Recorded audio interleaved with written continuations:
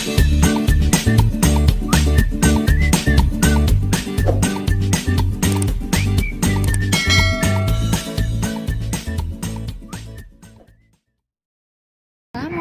warahmatullahi wabarakatuh. Salam sejahtera untuk kita semua. Perkenalkan, saya Tika Andira, mahasiswi STIA Vija. Saya akan mempresentasikan tentang kontroversi dalam kebijakan perdagangan pada mata kuliah Ekonomi Internasional. Selamat menyaksikan teman-teman. Apa saja yang akan dibahas kali ini? Yang pertama, kita akan membahas kebijakan perdagangan aktivis. Yang kedua, globalisasi dan tenaga kerja upah rendah. Dua kontroversi mengenai perdagangan internasional muncul pada 1980-an dan 1990-an. Pada tahun 1980-an, serangkaian argumen canggih untuk intervensi pemerintah dalam perdagangan muncul di negara-negara maju. Pada 1990-an, timbul perselisihan tentang dampak pertumbuhan perdagangan internasional terhadap pekerja di negara-negara berkembang. Argumen canggih untuk kebijakan perdagangan aktivis.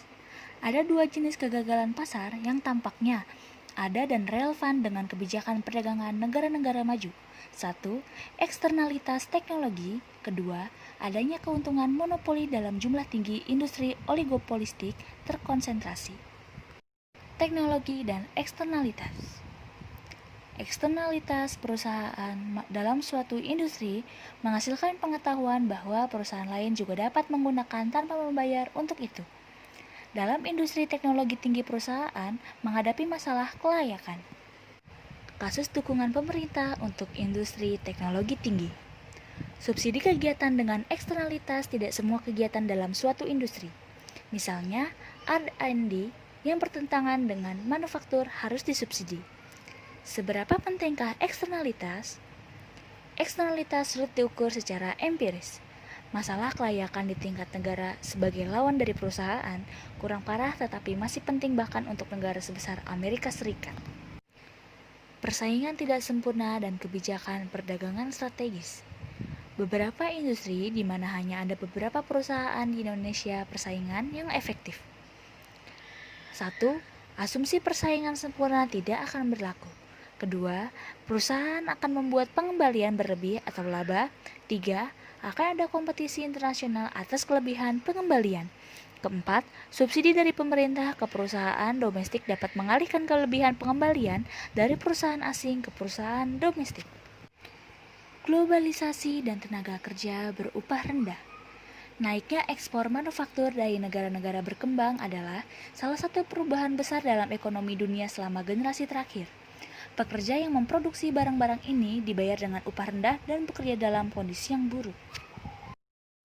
Gerakan anti-globalisasi. Pada tahun 1980-an, diduga ancaman persaingan dari Jepang di Amerika Serikat.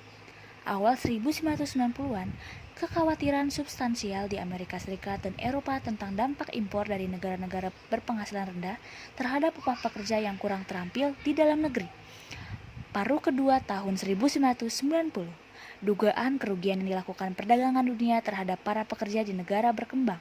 Pada tahun 1999, demonstrasi mengganggu pertemuan perdagangan dunia organisasi di Seattle. Selanjutnya, perdagangan dan upah ditinjau kembali. Aktivis berpendapat bahwa globalisasi membuat pekerja masuk industri ekspor negara berkembang lebih buruk. Para ekonom berpendapat bahwa meskipun upah rendah yang diterima oleh pekerja di negara-negara berkembang, para pekerja itu lebih baik daripada jika globalisasi tidak terjadi. Standar perburuhan dan negosiasi perdagangan. Perjanjian perdagangan internasional dapat meningkatkan upah dan kondisi kerja di negara-negara miskin dengan memasukkan 1. Perbaikan lingkungan. 2. Potensi industri ekspor di negara-negara miskin tutup turun. Globalisasi telah menyebabkan homogenisasi budaya di seluruh dunia. Contohnya, McDonald's sekarang ditemukan hampir di mana-mana. WTO dan kemerdekaan nasional. Perdagangan bebas dan aliran modal bebas telah merusak kedaulatan nasional. WTO memantau tidak hanya instrumen tradisional kebijakan perdagangan, tetapi juga kebijakan domestik.